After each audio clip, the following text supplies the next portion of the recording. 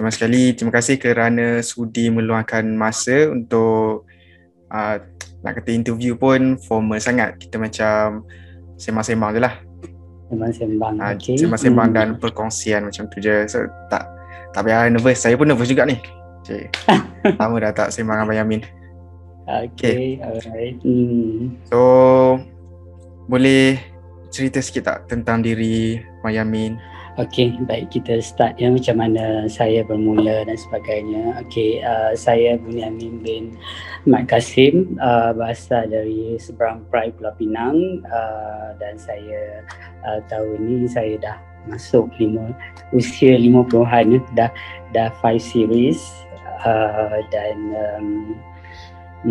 alhamdulillah semoga perkongsian ini dapat membantu yang lain dan juga sebagai peringatan buat diri saya, sumber kekuatan pada diri sendiri dahulu sebelum untuk orang lain ya. Semoga dengan kuasa Allah yang memberi kebaikan pada semua, insya-Allah kita doakan. Aizat dengan Yamin ni kita dah berkenalan sejak dari BSK 2, bukan soal kurus yang kedua, iaitu bulan Mac, Januari. Ya, Januari hingga Mac. Januari hingga Mac, betul. Yes.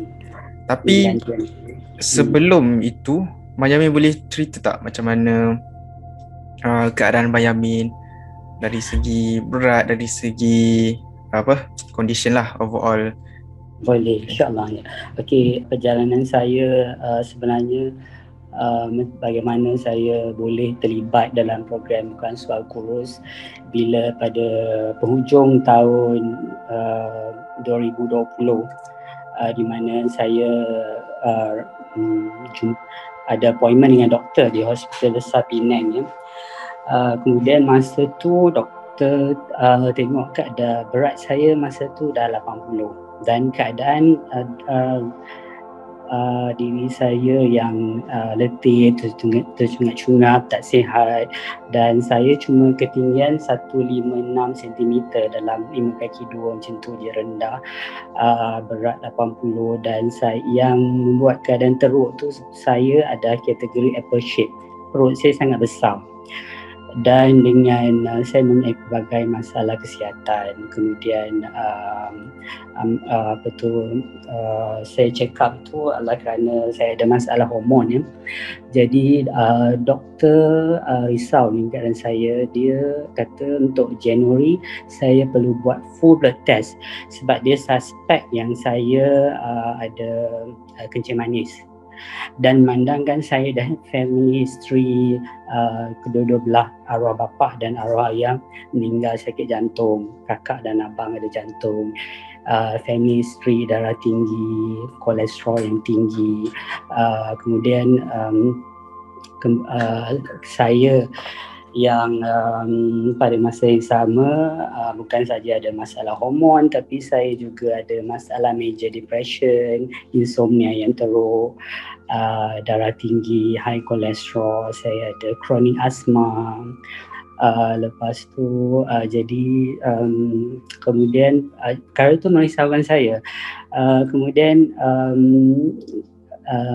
anxiety saya bertambah teruk, dan bila saya berbincang dengan doktor psikiatrik saya, dia kata memang pada tahun 2019 dia pun menjangkakan perkara yang sama. Dan saya pada tahun 2019 pernah mencuba ya join fitness center dan mengambil 2 personal trainer, tapi end up fail. Saya gagal menurunkan berat badan saya putus asa, kecewa. Banyak perbelanjaan yang telah dikeluarkan. Kemudian saya bila kali ini saya perlu mengubah cara hidup saya, turunkan berat saya tak jumpa jalan. Saya tak tahu macam mana. Kemudian saya fikir macam mana nak buat ni, saya tak ada ilmu, saya tak tahu macam mana nak start. Sehinggalah pada 1 Januari saya ke sebuah kedai buku tu, saya berjumpa sebuah buku Aku Dah Kurus. Wah. Yeah. So dari pada buku ni lah yang saya baca, wow, mereka ni semua menjadi superhero saya, dan saya kenal dengan program Kevin Zahari, dan masa itulah saya start study. Saya tengok wow, mereka ada yang lebih teruk daripada saya, mereka berjaya. Dan persoalan kat buku ni, aku dah kurus, kau bila lagi? Ia menjadi satu cabaran pada saya. Kemudian saya kata okay, fine, saya pun try Google, dan alhamdulillah pada saya tengok pada Kevin Zahari akan buat program Bukan Soal Kurus season yang kedua yang bermula pada 9 Januari hingga 6 Mac. Dan saya pun discuss dengan doktor saya, dia kata okay, this will be the right start for you. Dan lepas tu dia kata start mula balik, you lupakan perkara lama, mulakan. Dan dia pun cakap Kevin Zahari banyak dengan kerjasama dengan Kementerian Kesihatan. Jadi anda tak perlu risau, anda di pihak yang betul. Jadi saya pun sign up. Dan daripada situ saya berkata pada diri saya janji, saya kata ini adalah kali terakhir saya akan mencuba untuk mengubah hidup saya. Percubaan yang terakhir setelah sekian lama, banyak kali saya gagal. So I said to myself that okay, I will take my challenge, I will focus. Dan saya banyak berdoa kepada Allah, semoga ini jalan yang beliau tunjuk. Dan saya berazam yang kali ini yes, I will do it. Saya akan letakkan sepenuh tenaga saya, fokus, and I will do it. Dan juga pada masa yang sama, kalau coach ingat kita dalam pandemik, ya, betul. Jadi saya kata okay, fine, so ini masanya saya kita bersendirian, so saya ada masa more on myself. Tapi saya tak share pada yang lain, saya tak share pada yang lain sebab perkara ini yang satu yang saya ingin kongsi pada semua, supaya ia jadi peringatan pada semua, sebab kata-kata orang tu, the power of words, the power of words, dia boleh beri dua situasi pada kita. Satu, dia boleh motivatekan kita, satu dia boleh memusnahkan kita. Jadi bila saya berapa kali tak berjaya dalam usaha saya, banyak yang cakap kau buang duit kau ikat perut, you see what happen, you fail, kau tahu tak kau dah tua dengan berbagai penyakit kau, ubat-ubat kau yang kau ambil itu semua membuatkan kau gemuk. Jadi kenapa kau nak buangkan duit kau?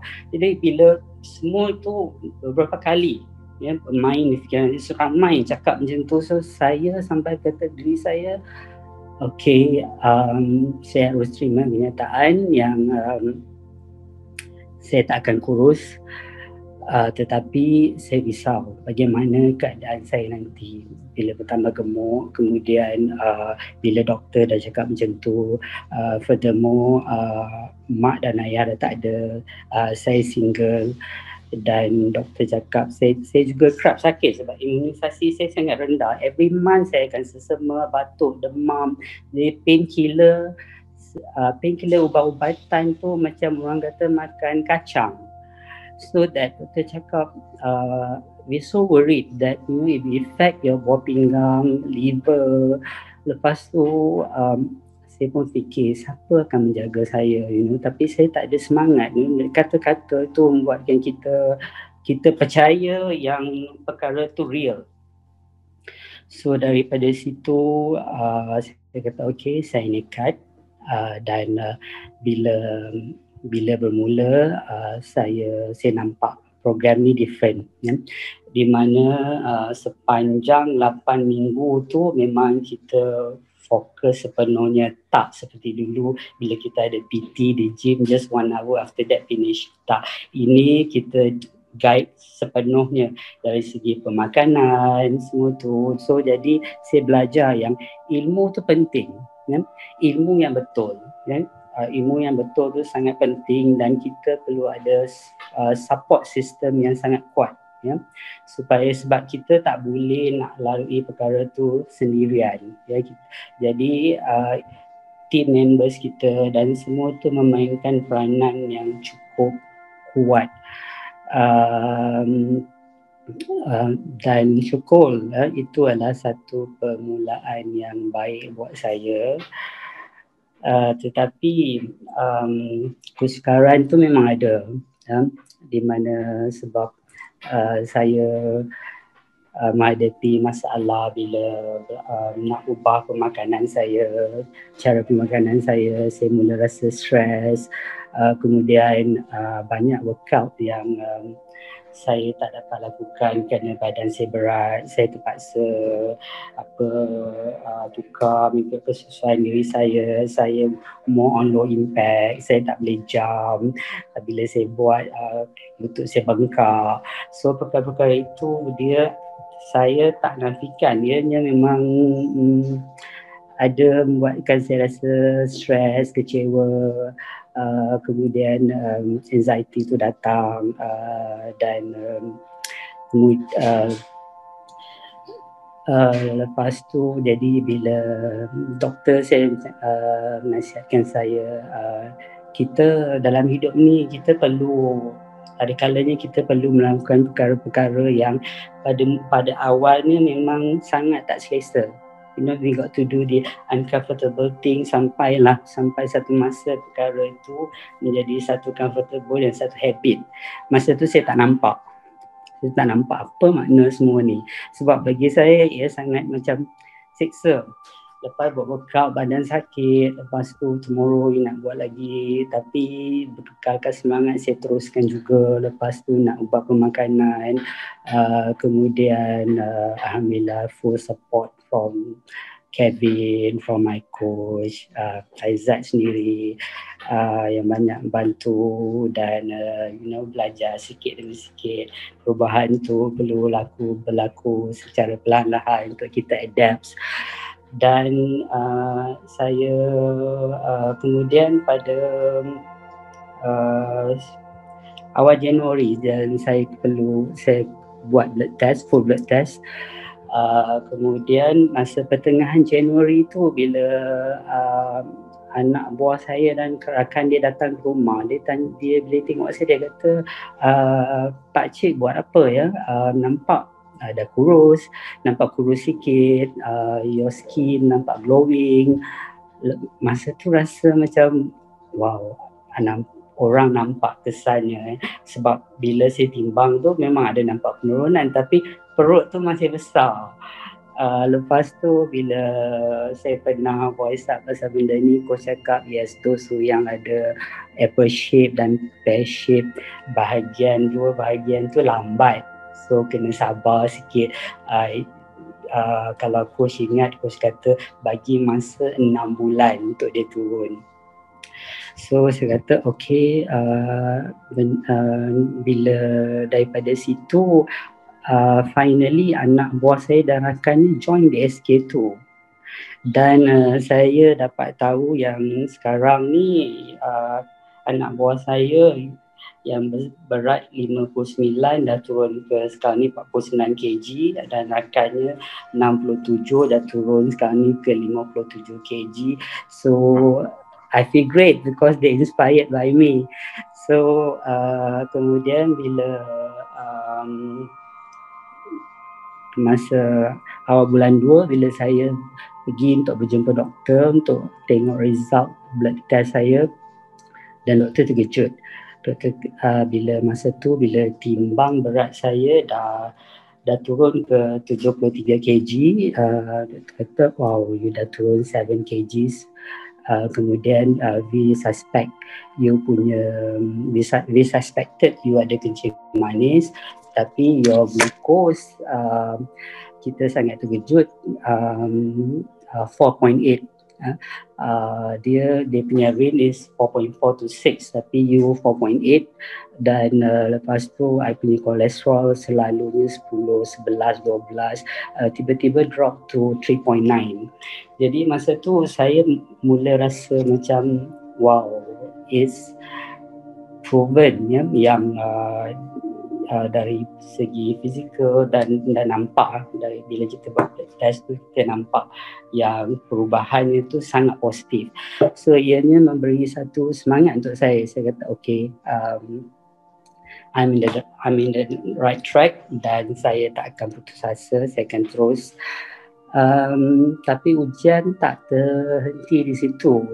Bila saya di dalam masa program tu saya diserang demam panas ya. Lama saya terpaksa 2 kali buat swab test dan negatif, buat blood test dan saya viral fever. Dan ramai yang menyangka kali ini dia mesti down gila punya, dia mesti akan patah balik, dia tak akan continue. Tapi lain, semangat tu lain. Saya kata okay fine, I take it as a challenge. I take it as a challenge dan saya mula nampak apa yang doktor kata, sometimes you got to do the uncomfortable thing sampailah perkara tu become comfortable. Saya rasa lain bila makan saya out, saya rasa macam something is not right, perut saya tak kena. Bila saya tak sihat, demam panas, saya tak buat workout 1 week, saya rasa kenapa macam something is not right with me. And then doctor said, see what I told you. And then saya jadi coach mengajar saya tak tahu buat, kalau hari ni boleh buat 10 minutes, then tomorrow increase to 50 minutes. So it works. Dan saya bangkit semula, dan selepas tu bila kalau coach ingat BSK ada buat visual run, 21 km visual run, first run, dan masa tu saya masih fikir saya perlu buat atau tidak, sebab masa tu upper body tu still heavy, masih susah sikit nak berlari tu. Tapi saya kata okay fine, saya masuk. Tapi masa tu niat saya adalah untuk contribute to charity. Lepas tu dan masa tu saya baru baik daripada demam, dan saya kata why not I take the challenge, I try. Dan saya discuss in Kevin, he said that okay, for those who yang cannot run, they can walk. So 1 kilometer equal to 1,500 steps. So saya kira kalau 21 kilometer saya perlu buat 31,500 steps. So saya kata okay fine, saya buat. Dan alhamdulillah saya dapat buat 34,936 step pada masa tu. Dan cuma masa tu bila saya check, saya 82% walking, cuma 5% running, dan saya rasa saya boleh buat lebih daripada itu. Keyakinan mula tinggi dan saya beritahu coach yang saya nak set a new challenge, saya nak buat 40,000 steps. And you told me that okay, buat ikut kemampuan diri, jangan paksa diri. Dan alhamdulillah saya berjaya buat 40,033 steps. Tapi yang steps tu bukanlah satu apa orang kata yang membuatkan saya rasa lebih berkeyakinan. Bila saya tengok the result tu, saya dah mampu buat 65% run dan 34% walking. Yang sebelumnya saya hanya mampu buat 5% run pada 9 Februari dan increase to 65% run pada 22nd Februari. So daripada situ saya dah mula kata I'll be able to do that. Saya mula set new goal, challenge myself a bit. Dan alhamdulillah walaupun kita habis BSK dan saya teruskan beberapa program, kemudian dan daripada Februari sampai Jun, tanpa sedar saya dah, alhamdulillah saya dah masuk beberapa virtual run dan mampu mengumpul 15 medals. Dan saya juga set saya punya goal untuk turunkan 10 hingga 13 kg dalam masa 6 bulan. So my target saya kata okay, from January to June saya nak turun antara 10 ke 13 kg dan alhamdulillah saya mampu turun 16 kg pada penghujung bulan Jun. Satu memang Ryan satu yang sangat bagus tu. Yes, Ryan ada expect tak boleh turun sebanyak tu? Saya mula percaya pada diri sendiri. Saya kata okay, you put yourself, you know you can better do it. Dan sebelum saya siapkan diri saya tu from January to June tu, di start the program je, saya banyak mula saya tahu yang sebelum ni saya silap kerana saya tak ada ilmu yang betul. Kemudian saya banyak belajar, saya banyak baca buku, saya banyak mengikuti kursus-kursus motivasi dan saya tengok sebelum ni saya selalu bila berjumpa dengan pakar psikiatrik saya selalu bagi alasan. Macam-macam alasan, tapi bila doktor cakap why don't you tukar your mindset, daripada you fikir alasan I cannot do this, I cannot do that, why don't you cari peluang, instead of alasan you cari peluang. So I said that okay, kali ni orang semua komplain pasal COVID, pasal pandemik. Dia kata saya cari peluang, saya belajar, saya tuntut ilmu, ikuti motivation program dan saya belajar yang pertama kita perlu pastikan yang kita harus hidup dalam positive circle. Dan saya ambil apa yang coach ajar, yang dalam hidup kita faktor fizikal, mental, social and spiritual tu penting.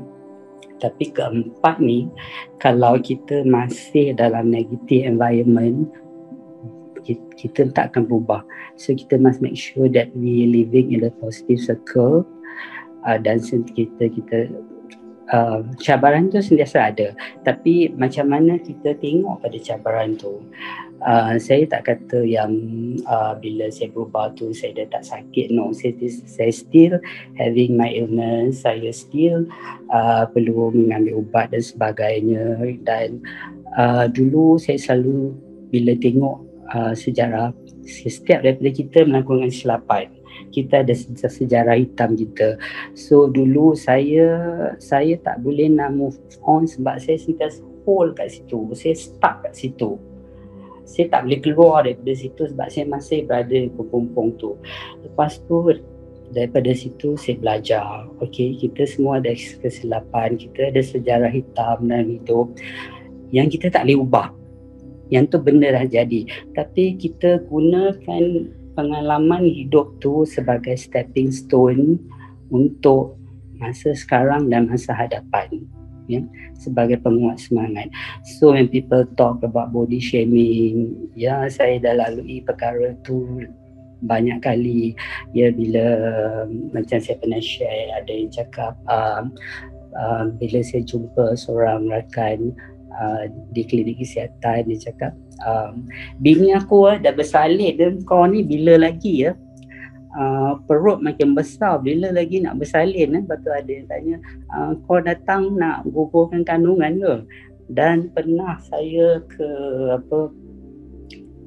satu butik, bila saya masuk saja, staff cakap, I'm sorry sir, kat sini tak ada saiz baju yang suit dengan you.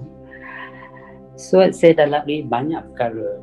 Memang kalau masa dulu memang saya sangat down, saya sangat depressed, dan saya, kalau orang yang kenal saya, kalau saya keluar saya harus membawa beg.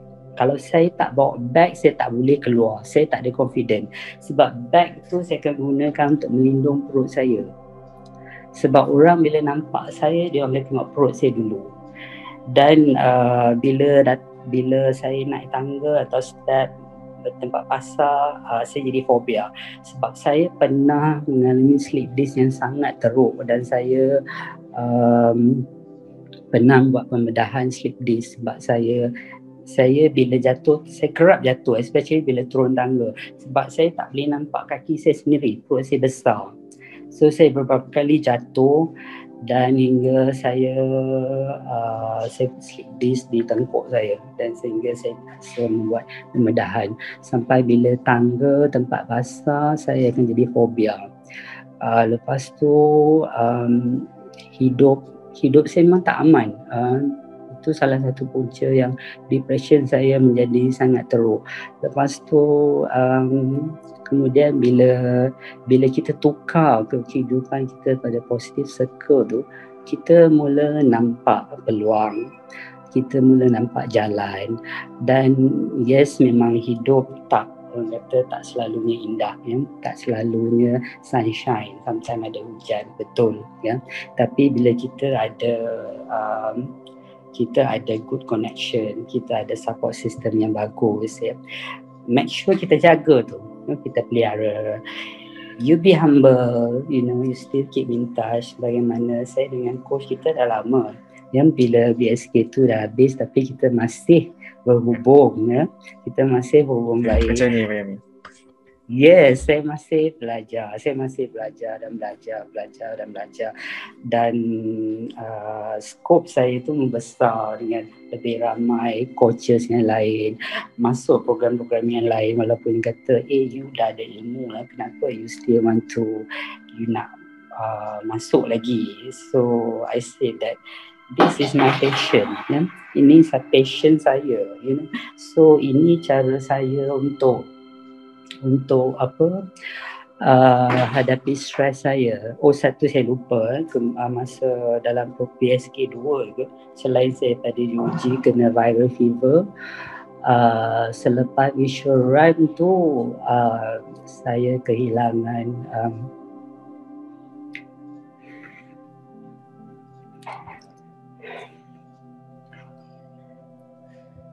my only uncle meninggal dan saya tak dapat hadir sebab pandemik. Dan dia selalu cakap pada saya dulu, Bun, you have to do something, berubah, kurus balik macam you dulu, hidup yang lebih sihat. Kemudian bila saya masuk ni, saya nak buat surprise dengan result saya, ya. Saya tak beritahu dia saya masuk program. Saya nak buat surprise, nak tunjuk, tapi dia pergi. Dan masa tu memang agak sukar untuk saya terima.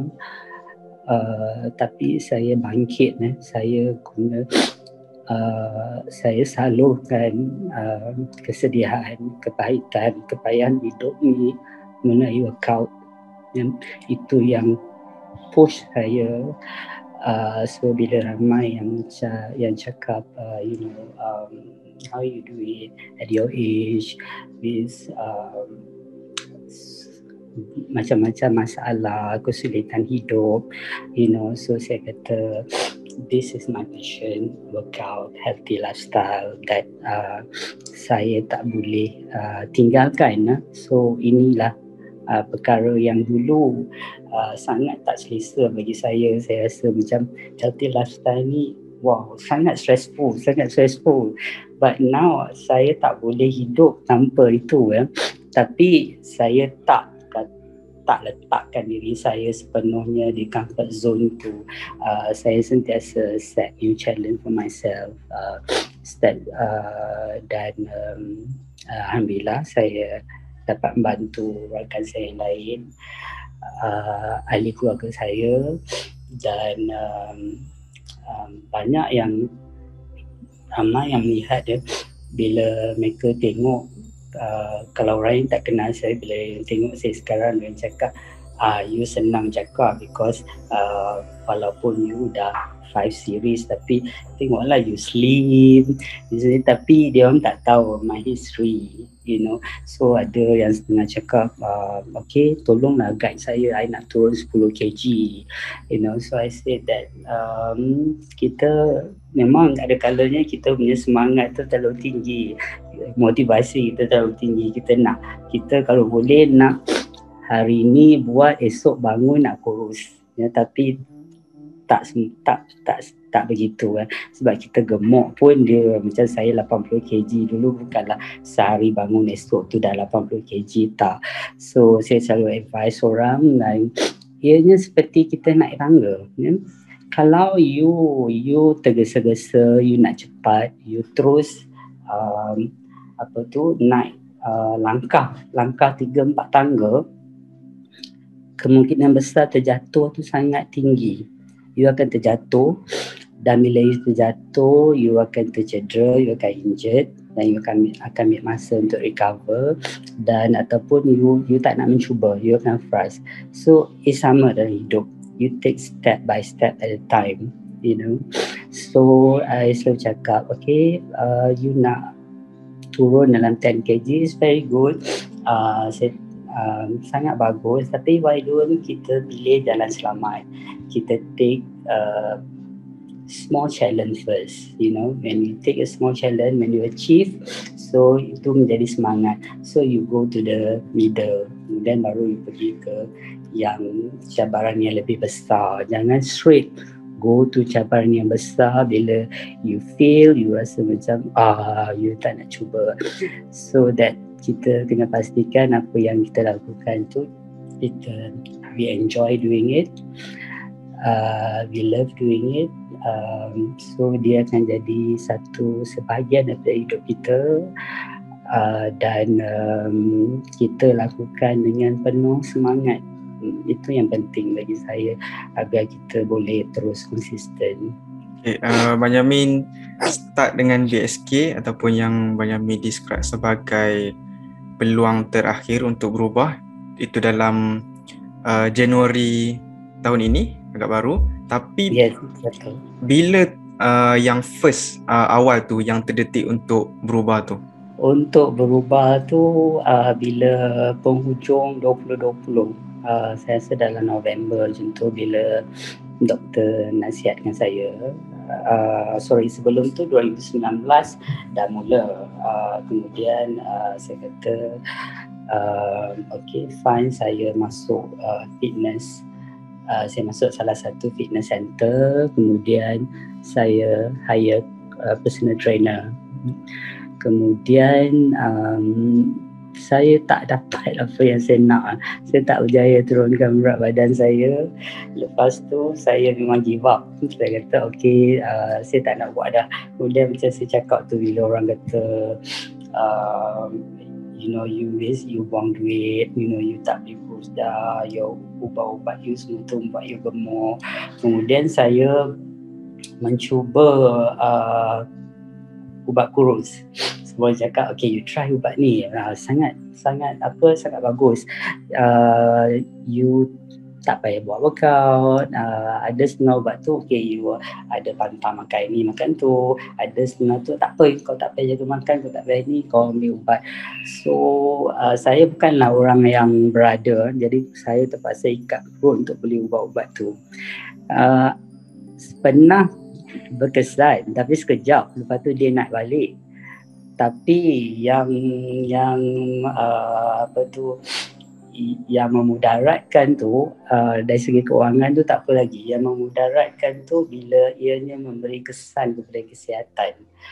Dan disebabkan ubat-ubatan tu, saya menghadapi masalah hormon.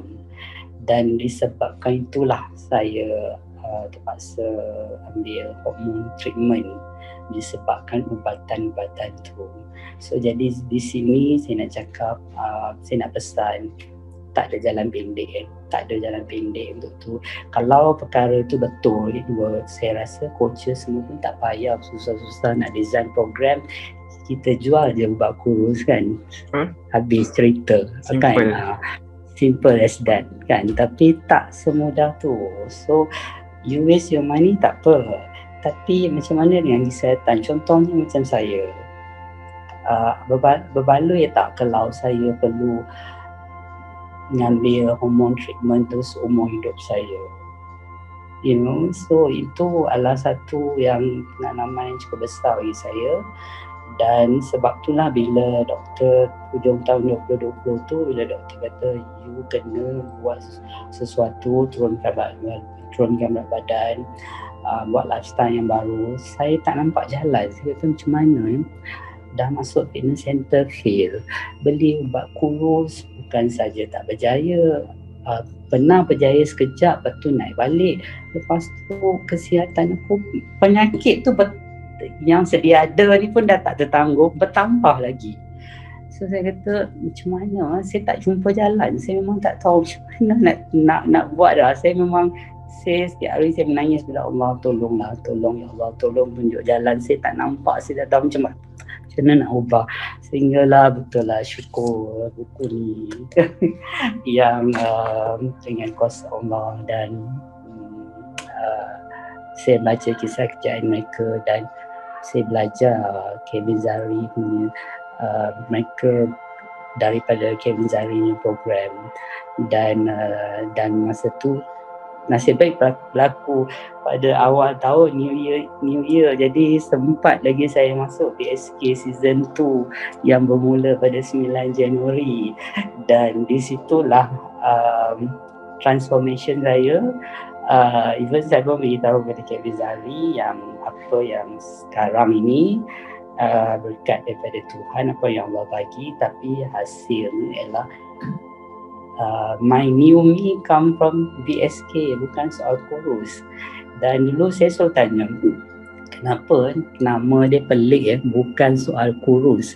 Kemudian baru saya sedar, kurus tu bukanlah segala-galanya. Kurus itu bukanlah kita punya journey, kita punya final journey. No, it doesn't mean that you kurus, you sehat. So it's a lifetime journey. Bila daripada situ saya belajar. Kita belajar secara menyeluruh, pemakanan dan sebagainya. So this is kita punya lifetime journey yang berterusan. So dianya bukannya program 8 minggu, tapi dianya preparation untuk kita untuk perjalanan seumur hidup, insyaAllah. Dan kalau Abang Yamin nak tahu, macam Azad nak cuba jadikan ni sebagai satu siri lah, dan nama dia adalah Pengembaraanku. Okay, maybe lepas ni insyaAllah kalau ada rezeki interview orang lain pula. Dan macam Abang Yamin cerita tadi, yes, it's a journey, dan dia mengambil pelbagai trial and error. Macam Abang Yamin sendiri pun sebelum dengan BSK boleh katakan setahun lebih, betul? Try ni tak berjaya, try ni tak berjaya, dan finally baru jumpa something yang work, something yang sesuai dengan diri. Dan kalau nak rumuskan dengan beberapa contohlah 5 sebab kenapa sebelumnya gagal, dan macam mana perbezaan sewaktu di BSK tu. Kenapa walaupun ambil personal trainer yang memang peribadi dengan kita, tapi still masih tak dapat apa yang slacknya. Bukan nak kata PT tu ada kurang ke tidak, tapi mungkin tak cukup untuk membantu Abang Yamin berubah berbanding dengan apabila join program yang lebih besar ni. Padahal PT, personal trainer tu dia lebih personal. Macam kalau join program dalam grup tu kan kita lebih besar kan. Jadi apa perbezaannya? Pada pendapat Abang Yamin, apa beberapa kuncilah perbezaan yang membantu Abang Yamin berjaya pada awal tahun 2021 ni? Okay, masa saya dengan gym tu, saya sebab saya memang tak ada knowledge nak guna barang gym pun tak erti. Lepas tu saya takut saya buat silap sebab saya pernah beberapa tahun yang lepas saya pernah tercedera di gym. Kemudian yang tu menjadi satu pengajaran bagi saya. So saya ambil personal trainer. Jadi saya berserah sepenuhnya pada personal trainer. Ya, saya personal perlu. Jadi kita perlu ambil package sama ada berapa jam, so they charge kita according to hours. So kerja dia senang, okay 1 jam apa dia suruh buat, habis 1 jam habis. Kadang-kadang even kita contact dia ke, message ke apa ke, sometimes layan, sometimes tak. Lepas tu the next day sama. Kemudian bila nak dekat habis, kita tengok kenapa tak ada perubahan. Dia kata okay, dia bagi sikit-sikit dan dia cakap if you know more, okay kita continue lagi untuk berapa siri, saya akan ajar you on this step. Lepas tu macam cara mereka macam tu. Nak cara mereka nak buat duit ke apa saya tak pasti.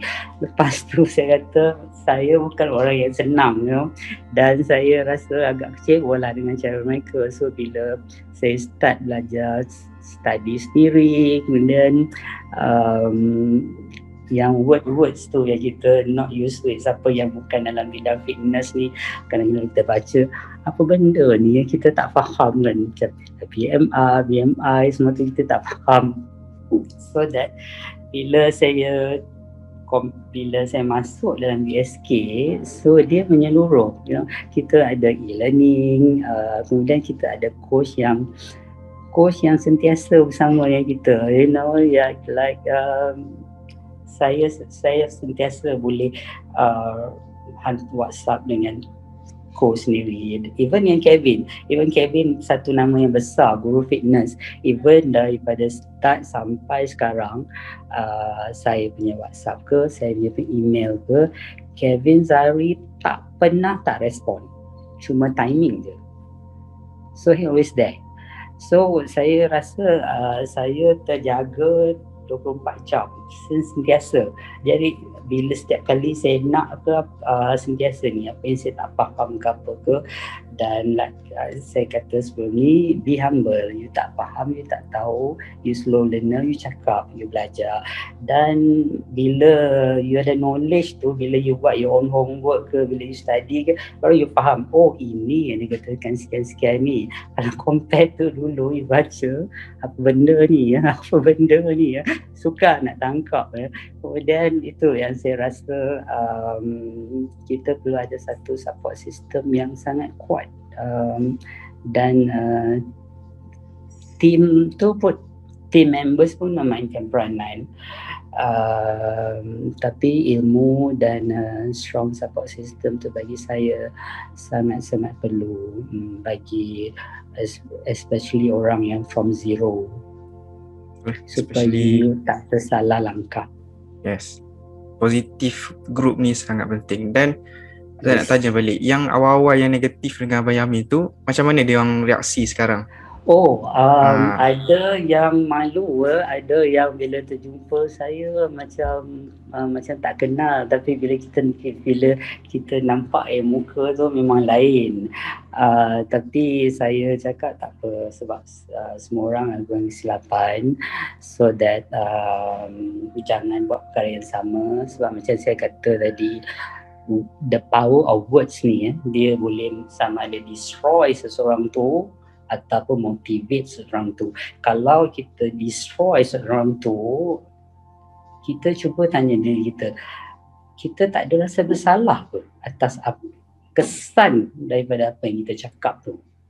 So sebab tu lah, if you don't have anything to say, you lebih baik senyap.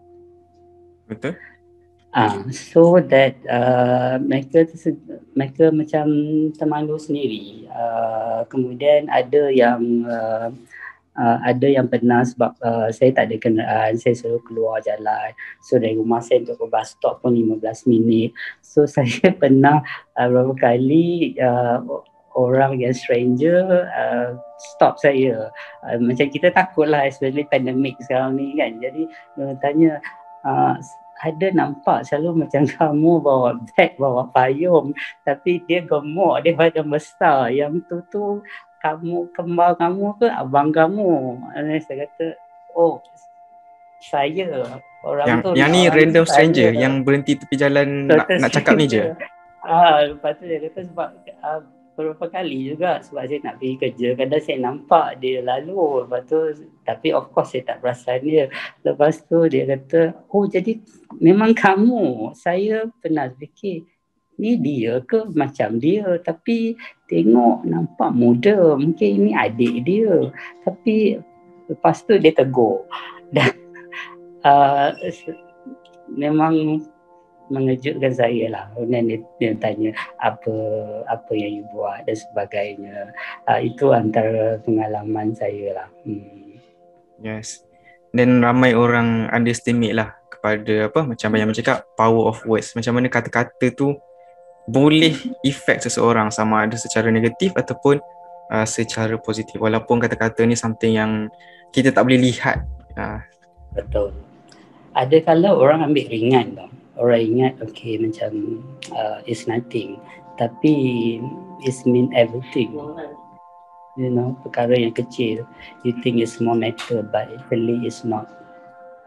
Dan body shaming ni betul sangat satu perkara yang sangat azab. Dan saya harap semua yang tonton ni kita cakap ni, kita perlu, yang pertama kita perlu sayang diri kita sendiri. We should love ourselves. Dan dalam apa situasi pun kita jangan sama sekali hilang keyakinan diri, no matter what. Ya, jiwa kita yang penting. Sebab tu kan Tan cakap, kenapa you try so hard to help this person? Dia kata, I nak menyelamatkan satu jiwa. Bila you menyelamatkan satu jiwa, you menyelamatkan satu nyawa. So kita jangan kehilangan keyakinan diri, jangan hilang jiwa kita. Jika itu hilang, memang sangat sukar. Kita tak sedar yang kita dalam keadaan yang tenat.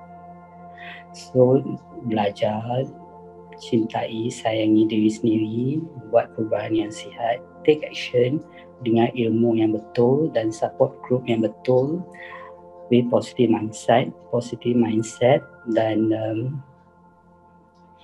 you no need to worry, you always in the right side. Sebab Allah pun kata, Allah tak akan mengubah nasib sesuatu kaum tu melainkan kita sendiri mengubah. So you ubah tapi dengan ilmu yang betul, berdoa, tawakal, insyaAllah segalanya insyaAllah dipermudahkan. Okay, and then Benyamin cakap tadi tentang menyelamatkan jiwa. Tapi actually dia bukan satu jiwa je yang terkesan. Contohnya sekarang ni Benyamin dah berjaya tukarkan diri, dah berjaya menjadi lebih positif, dan Benyamin pula telah menjadi inspirasi dan motivasi kepada orang lain dan berjaya ubah orang lain juga. Antaranya macam Benyamin cerita tadi, anak buah dan juga kawan dia. And then Benyamin juga berkongsi dengan peserta BSK lain, dan kita tak boleh nampak efek kata-kata ataupun apa yang kita lakukan terhadap seseorang tu dalam in the grand scheme of thing. Maybe kita nampak efek ketika itu dan seseorang itu saja, tapi dia boleh ada chain reaction. Dan macam kisah Benyamin, macam mana kalau dengan kata-kata seorang yang negatif tu yang downkan Benyamin, and then Benyamin stop. Tu something yang saya rasa masyarakat perlu sedarlah. Kata-kata ni dia kesan dia lebih besar daripada kita sangka. Okay? Baik ataupun buruk, itu yang something kita perlu tahulah. So macam Benyamin cakap, if you have nothing good to say, then better don't say anything at all, kan? Terutama sekarang dengan keadaan situasi yang sangat stres, ramai orang mental koyak. So kita careful. If you not be able to help, you better quiet. Jangan simply pass remark. Yes. And then di awal tu Benyamin ada cerita struggle dia bukan lebih kepada kesihatan fizikal, tapi kesihatan mental juga, dan maybe social. So itu juga something yang kebanyakan orang tak tahu, iaitu kesihatan ni dia bukan sahaja fizikal, bukan sahaja angka pada penimbang, tapi mental dan juga social pun something yang kita perlu jaga, dan juga kerohanian. Dan macam mana dengan sekadar join, kalau orang sekali pandang cakap program kurus lah, join program untuk kurus, dan macam mana dengan transformasi diri tu, rajin bersenam, jaga pemakanan, boleh efek lagi elemen kesihatan yang lain tu, especially kesihatan mental. Sebab sekarang ni dengan situasi pandemik ni, kebanyakan orang yang terjejas. Azad kata boleh katakan hampir semua orang terjejas, cuma berbeza dari segi tahap je lah. Dan dah sampai tahap ni pun baru kita dah nak aware tentang kesihatan mental ni. Kalau sebelum ni, ini memang satu topik yang tabu, di mana ramai orang tak bincang pun. Dan ada yang tak acknowledge pun yang depression, anxiety apa semua ni adalah satu penyakit. Mereka kata just dalam kepala je, just fikir positif mana boleh hilang benda tu. So macam mana pengalaman dan perjalanan Bang Yamin tu? Betul, macam saya punya circle of friend, we suffering this illness, so ada yang berjaya atasi. Ramai yang cakap, oh ini yang tak ada keinginan diri, tak ada pegangan agama, tapi saya tertarik dengan seorang ni yang saya kenal. Dia seorang doktor sekarang ni, dia pakar matematik.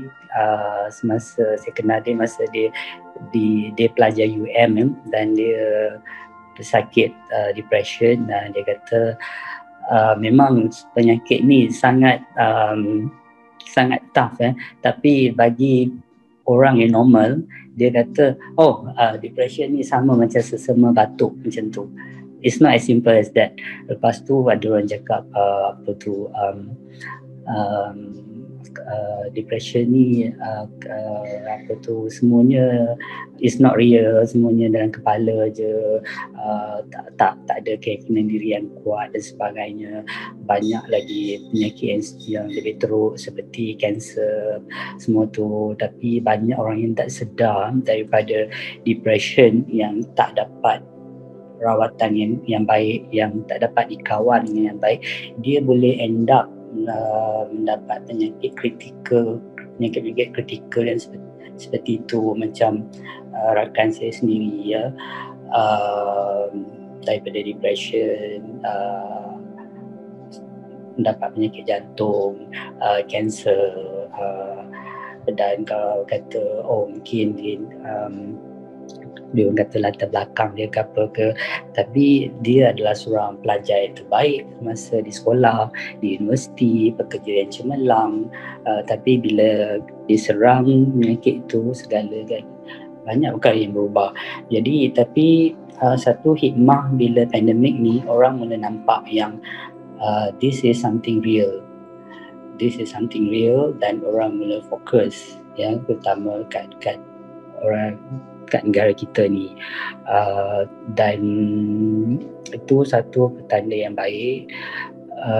Tapi saya juga tahu masih ada orang yang make fun of golongan ni, tapi saya doakanlah agar segalanya dapat berubah dengan baik, because perkara ini memang sangat bukan satu perkara yang mudah, perkara yang kita tak nampak, penyakit yang kita tak nampak, dan ada, dan kita bila kita nak sihatkan ke apa tu, kita kena be careful tau. Bila kalau you tak mampu, you lebih macam advice kan, okay, you get the macam the friends ke apa-apa ke professional to help you, so make sure they're in the right hand. Sebab kadang-kadang kita nasihat mereka, kita ingat apa yang kita cakap tu betul, tapi ianya membuatkan ianya lebih teruk. Dari segi ilmu pengetahuan Bang Yamin di awal nak start tu dengan sekarang, of course dah jauh berbeza, dan antara faktor terbesar dalam pengawalan berat badan ni pemakanan lah. Bang Yamin pun sendiri tahu kalori.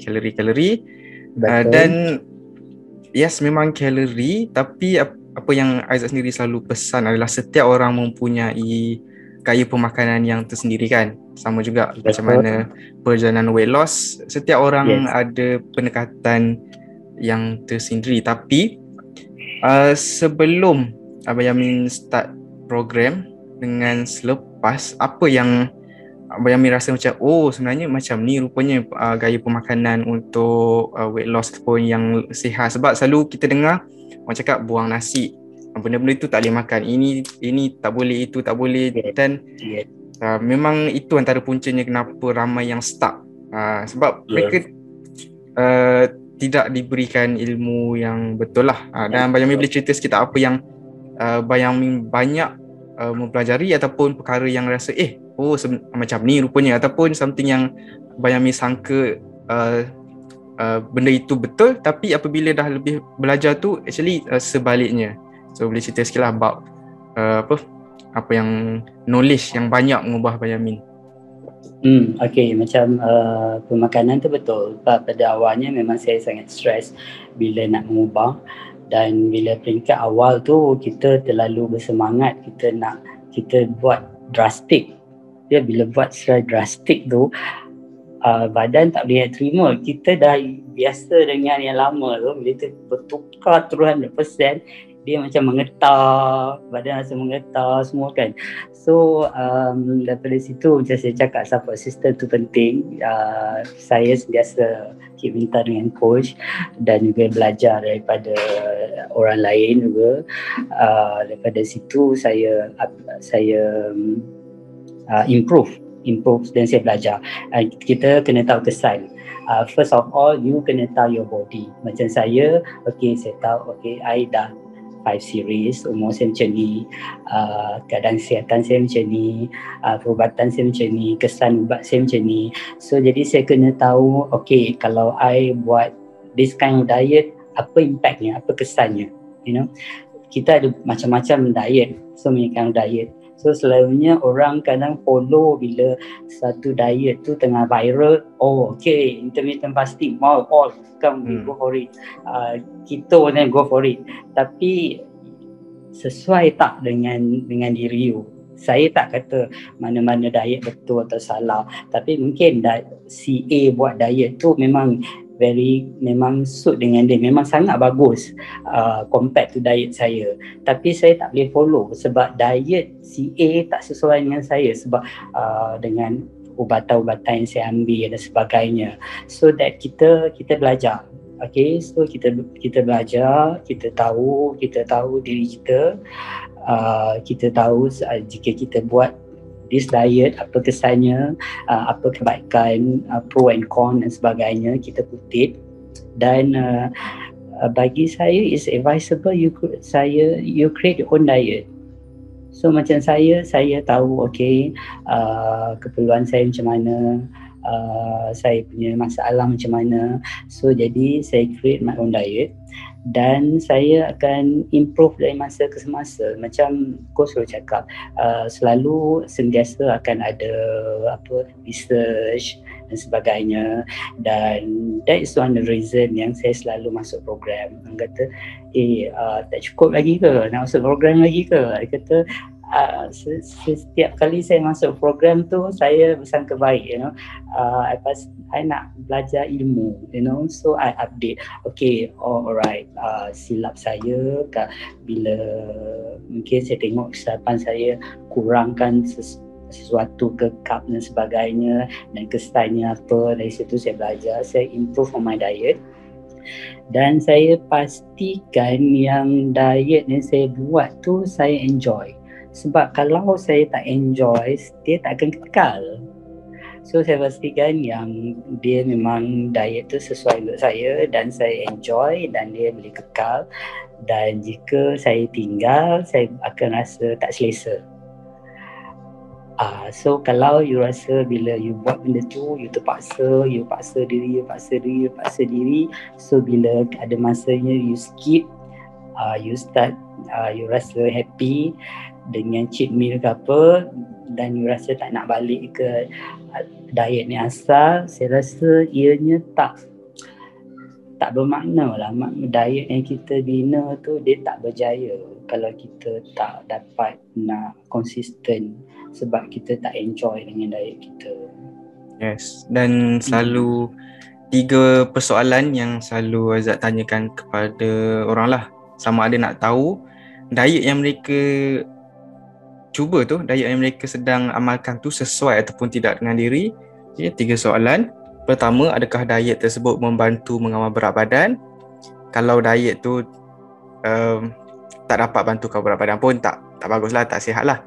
Next, adakah diet tersebut dah dapat memastikan kita mengambil nutriennya secukupnya? Macam ada certain diet boleh kurus tapi dia cakap itu tak boleh makan, ini tak boleh makan, dan dia kena makan suplemen pelat-pelat dan boleh mengganggu kita punya nutrien lah, nutrien tak cukup. And then soalan yang ketiga, dan boleh katakan semua ni penting tapi ramai yang miss yang keempat ni, iaitu dari segi enjoy. Adakah anda enjoy dengan diet anda? Ketiga-tiga ni penting, baru kita jumpa gaya pemakanan yang terbaik dengan diri kita. No specific diet, jangan tiru diet orang, kita sendiri rangka. Macam Kevin selalu cakap, this is your journey, so you versus you. So whatever yang you tengok good for A, yes, good for A is very good. Even apa yang dia buat bagus daripada apa yang saya buat, tapi macam saya cakap, saya tak boleh buat ikut dia sebab saya ada masalah yang saya sendiri, yang saya kena buat sesuatu yang suit dengan masalah saya. Contohnya, saya tak boleh buat certain diet sebab saya kena ambil ubat 4 kali sehari, sebab dia akan mengganggu bila saya buat sesuatu diet. So tapi saya tak kata diet tu tak bagus, tapi kalau orang tu boleh follow that kind of diet, fine. Tapi tak semestinya diet tu bagus untuk A, bagus untuk kita. So that you should know yourself, macam coach kata betul. And then you find your own diet. Dan yang paling penting tu konsisten. Kalau kita buat tapi just after 8 minggu then you back to your normal, saya rasa ada perkara yang kita perlu tengok balik. Macam saya selalu buat postmortem. Macam kalau dulu, kalau coach ingat, bila saya buat run, saya selalu share, saya akan cakap saya buat run ni saya tak puas. Because saya rasa I can do it better, and then saya buat postmortem. Because of malam sebelumnya saya kurang tidur, saya cuma tidur 1-2 jam, ataupun saya hari sebelumnya saya tak cukup air, saya jadi dehydrated. So kita selalu buat our own postmortem dan kita improve. So kita kena pasti di mana yang tak kenanya tu dan kita improve. Sebab saya lain, coach lain, orang lain juga lain. So you know yourself better than others. Yes. Dan itu something yang kita perlu carilah, walaupun kita dah roh kita dah bersama dengan jasad ni dah berapa tahun, tapi tak ramai lagi yang betul-betul kenali diri.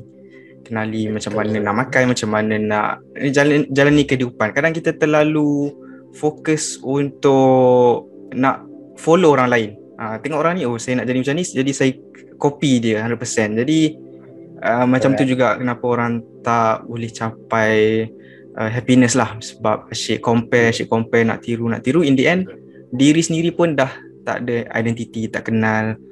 Betul. So itu yang something kita perlu tengoklah penilaian. Macam Bang Yamin selalu postmortem, tengok apa yang boleh improve, apa yang dah bagus. So itu something yang bagus. Dan kalau nak dirumuskan kepada satu perkataan, boleh kita rumuskan kepada ilmu yang betul. Ilmu yang betul. Itu sebab something yang ramai orang cari tapi tak jumpa, dan kenapa kemungkinan mereka asyik frust ataupun asyik gagal dalam perjalanan weight loss mereka, sebab tak jumpa ilmu yang betul. Macam mana nak makan dengan betul, macam mana nak bersenam dengan betul.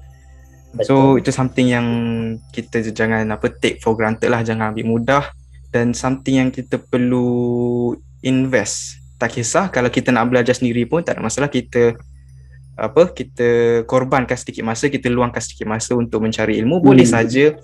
Tak perlu hire coach, tak perlu join program pun. Di internet banyak saja ilmu yang betul. Tapi andai kata kita nak gunakan sedikit wang, kita nak jimatkan sedikit masa, kita boleh join program, kita boleh hire coach, dan pastikan yang bertauliah lah. Macam Yamin cerita tadi, macam mana seseorang yang berkelayakan ataupun dipanggil sebagai coach ataupun personal trainer pun tidak dapat membantu sebaiknya lah. Okay, kita katakan macam tu je lah.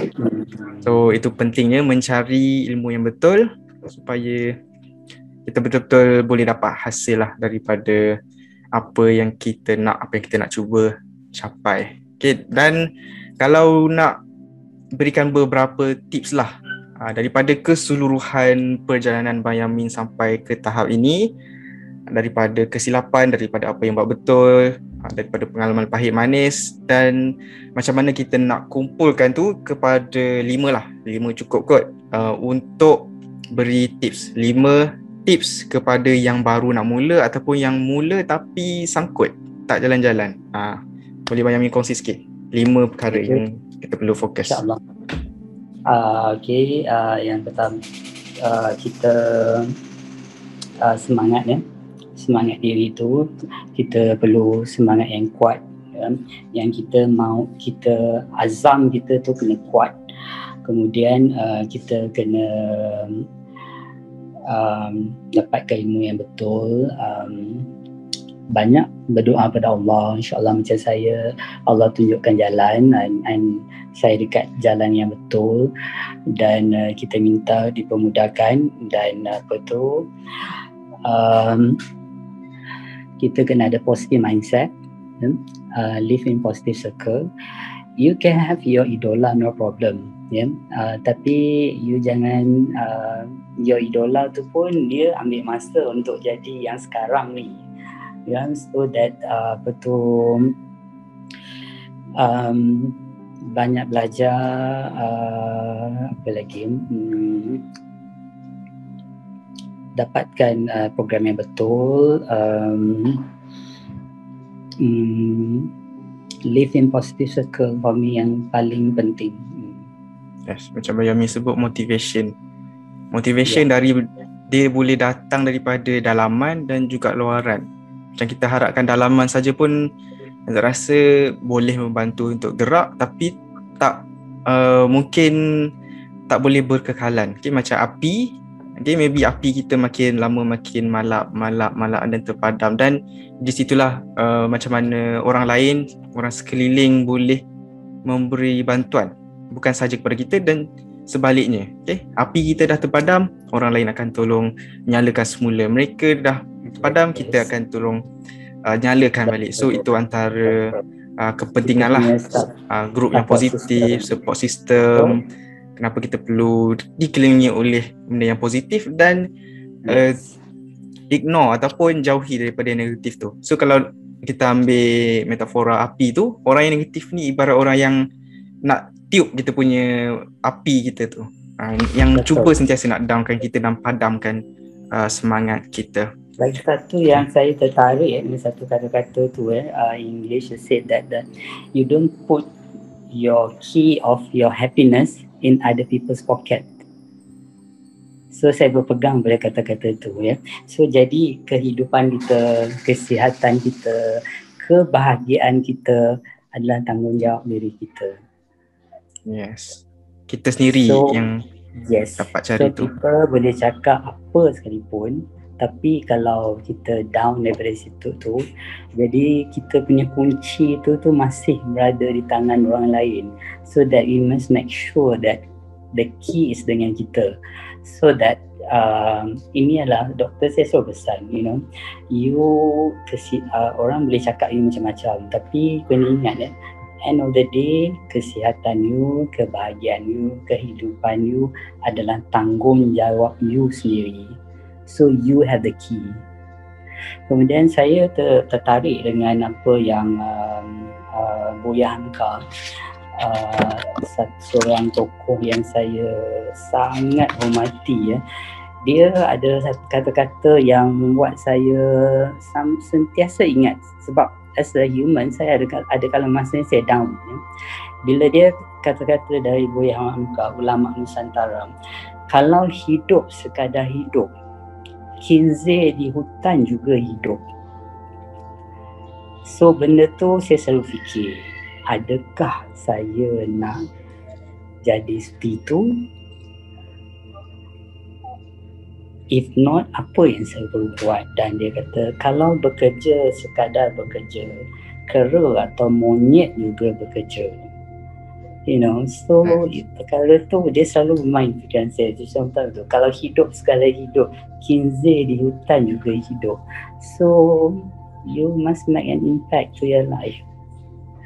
Dan jangan takut nak gagal. Dia ada kata, kalau saya boleh share di sini ya, jangan takut jatuh, kerana yang tidak pernah memanjatlah yang tidak pernah jatuh. Jangan takut gagal, kerana yang tidak pernah gagal hanyalah orang-orang yang tidak pernah melangkah. Jangan takut salah, kerana dengan kesalahan yang pertama, kita dapat menambah pengetahuan untuk mencari jalan yang benar pada langkah yang kedua. So, saya rasa dia sangat komplit. Yes. So, hidup ini you learn and you learn and you learn sampai end of your life. Ilmu sangat penting. So saya sangat tertarik pada kata-kata dia. Bila saya down, bila saya tak ada tempat nak ni, kadang pukul 3-4 pagi saya akan baca balik and say that wow, tiada kata-kata yang lebih indah lagi untuk kita nak tutupkan sesi perkongsian ni. Tapi sebelum itu, kecergasan ni adalah satu pengembaraan, dan pengembaraan Bayamin bukan lagi habis. Habis hanyalah apabila kita dah mengembuskan nafas yang terakhir. Jadi apa langkah yang seterusnya? Dan saya nak kongsi sikit, Bayamin dah boleh katakan gian dengan aktiviti running ni. Dah jumpa dah something yang melekat, something yang betul-betul enjoy, aktiviti yang enjoy. Selalu orang expect bersenam ni salah satu macam torture, macam seksanya, nak exercise seksanya. Tapi Bayamin sendiri dah bukan saja jumpa pemakanan yang sesuai dengan diri, dah jumpa juga senaman yang boleh kita melekat lah, yang enjoy. Sambil kita challenge diri tu, sambil kita berseronok, sambil kita boleh buat koleksi lah. Sebab antara bestnya running kumpul medal. Dan bermula daripada awal tu, maybe dalam sehari berapa langkah sahaja boleh buat. Dan sekarang ni Bayamin steady saja boleh habiskan 21, 22, 23 km half marathon. So itu improvement yang sangat bagus. Tapi apa langkah yang seterusnya? Apa yang Bayamin nak capai? Saya harap saya dapat saya punya journey dapat menginspirasi pada yang lain. Saya indirectly dapat membantu, memberi semangat. Saya suka kalau ianya membuatkan orang yang berada di tahap saya, yang dengar ni kata, oh memang aku tengah tercari-cari selama ni, dan ianya mengambil satu titik perubahan dalam diri mereka. Kita ambil masa lockdown ni untuk kita transformkan diri kita, belajar, buat perkara yang positif. Saya sangat mengharap, saya berdoa untuk semua. Kemudian untuk diri saya, of course saya harap kesihatan saya improve. Dan saya sangat berharap saya dapat bekerjasama dengan lebih ramai coaches, belajar dengan lebih lagi, menimba ilmu. Bagi diri saya, bila kita belajar, kita tahu yang banyak lagi kita tak tahu. Dan sampai kita banyak lagi aku tak tahu. So that saya selalu open mind. Bila dalam mana-mana sesi ke apa, saya selalu kata, saya tak pernah kata I tak nak lah this coach, I tak nak ni. Saya tak macam tu. Saya selalu open mind. Saya selalu percaya yang I will learn something. I will learn something from everything. Apa-apa saya akan belajar. Apa yang saya dapat belajar dari situ. Apa yang saya dapat belajar itulah yang penting. Yang tu yang tak dapat kita beli. Dan saya mengharapkan ianya kekal dan semoga itu akan menjadi satu, hidup kita ni macam satu novel. Kita akan dari satu chapter ke satu chapter, so you jangan stuck ke dalam satu chapter tu. Mungkin chapter tu adalah satu chapter yang sangat sedih, tapi it doesn't mean at the end of the novel tu pun akan macam tu. So you move and move and move. Dan saya berharaplah chapter terakhir dalam hidup saya satu cukup yang bermakna, satu kebahagiaan, satu yang ending story yang cukup baik. Itu pun dah sangat cukup bagi saya. InsyaAllah. Dan of course saya ada beberapa target, tapi mungkin buat masa ni biar saya simpan dulu. Saya memang sekarang tengah ada target. Right. Dan saya simpan dulu perkara tu. Okay, dari segi perubahan di awal journey, berapa berat Banyamin? Okay, kalau hari Sabtu yang lepas saya 60.4 kg. Kalau ikutkan saya tu, alhamdulillah saya dah dapat saya dah dalam keadaan normal dah, daripada obese kepada overweight, dan sekarang dah normal, tapi saya perlu turunkan sikit lagi lah sebab kita Asian kan, kita kena. So tapi sebagaimana saya pernah share dengan coach dan juga Kevin pernah tanya pada saya kata in BSK3 ni saya tak nak gila-gila kata okay, I nak be the best participant yang turun paling banyak berat. So I kata not everything tunjuk dalam skill tu. So yang itu penting, tapi apa yang lebih penting ialah saya punya achievement, saya be able to achieve my target, saya punya happiness. Perkara itu lebih penting daripada angka pada penimbang, dan kesihatan saya of course. Yes, itu yang paling penting, kesihatan.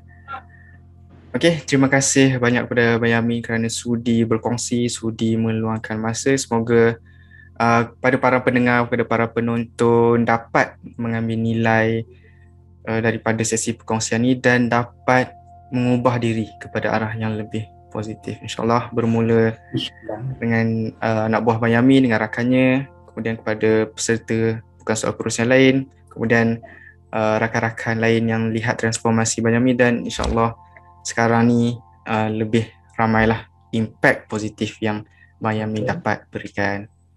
Satu lagi, ambil semangat Muharram ni, kita tahun baru hijrah ni. Yes. Ambil semangat tahun baru hijrah ni, buat satu pembaharuan pada diri, insyaAllah.